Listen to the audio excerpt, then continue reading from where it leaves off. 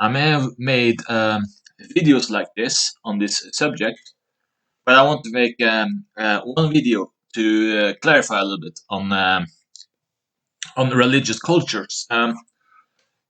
The thing with history of devotion culture is especially the Abrahamic one, with um, at least consensually of the big ones is Christianity and Islam. Mainly the traditional Christianity, like Catholicism and Orthodox Christianity, and then you have Islam, which is mainly Sunni Islam. That's the historical devotion culture, and Islam is still like that in a sense with Sunni Islam. So they still do have the devotion aspect of it. There is Shiite, but Shia in Iran, but they are like a minority. According to Wikipedia, it says that I think it's 85% of Muslims are Sunni. So if you have met a Muslim, then it's most likely a Sunni Muslim. But here's the thing though, devotion culture is not really that good, at least in the context of the Abrahamic ones, at least. Um, because if you get that in government, the thing is, it may work in public as long as it's not in government. Take a modernized Turkey, for example. The reason that one actually look very modernized as it is because while the population may not be secular entirely, the government of Turkey is secular, and that's why it looks the way it is in Turkey.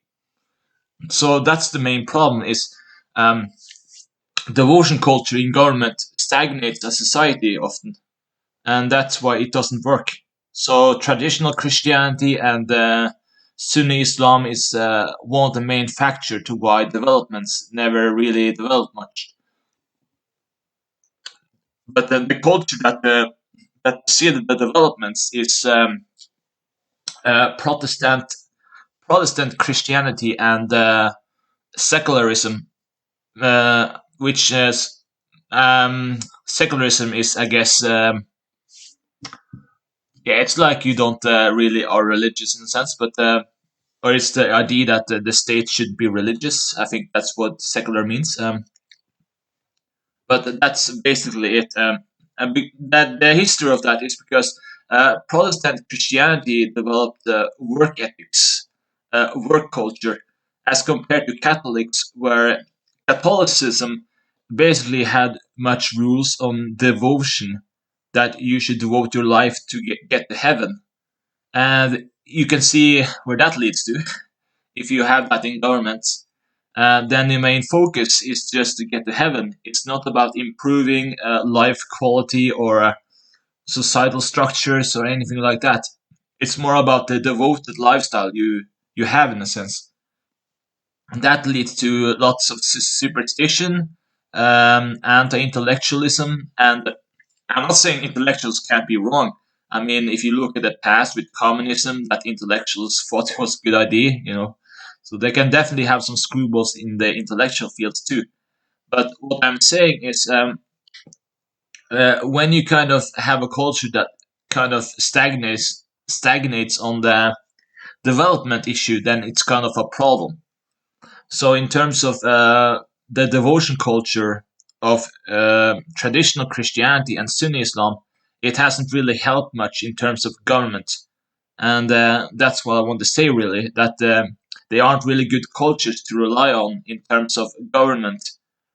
If you are religious and you just believe in it, that's one thing. But when adding that to the government and trying to make that into a thing, it kind of stagnates the work development. So and that's what Protestant Christianity differs from, because the only requirement is you believe in Jesus as your Lord and Savior, and you can go to heaven if you just try to be a good Christian. And the main idea is essentially just that you just have to believe in it and try to be a good person. and try to avoid being bad. You don't have to like work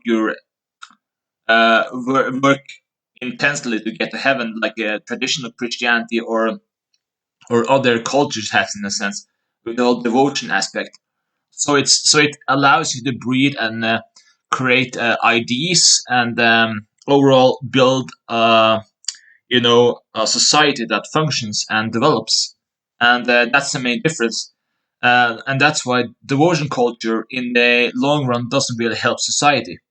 And that's really what I want to say. I want you to you can reflect on that and see if I'm right or wrong. But if you judge by history and current present day and time, it kind of seems to add up to that, don't you think? If you look at Europe and United States of America, even though I don't like the two-part system of United States because it's chaotic, but you can see on a cultural level of how they develop. Whereas if you compare Middle East or yeah, at least in terms of uh, the culture that is supposed to be developed, but they aren't really all that up there. If you see what I mean. I mean, I guess Africa has another issue though. Why they don't develop? I guess um,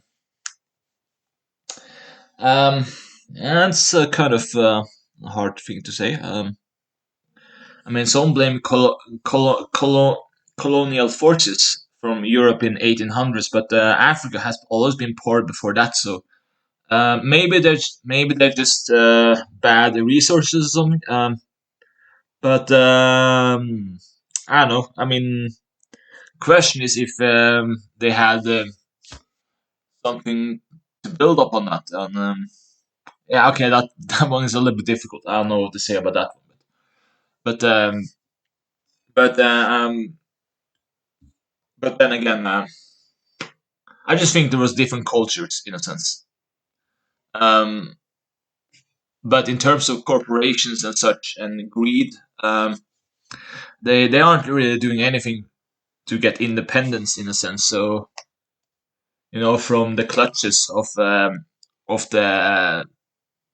victim system of poor Africans, and I think there's some exploitation. Even though I don't think you're a bad person if you donate to people who actually don't really have homes or anything. But yeah, I kind of wish there could be like independence from being enslaved to such greedy and exploitive corporations, at least in terms of getting sustaining themselves in a sense. But I'm not really much expert on that.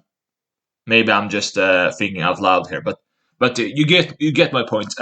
If you have a good culture that develops, then it kind of gets better. That's what I want to say.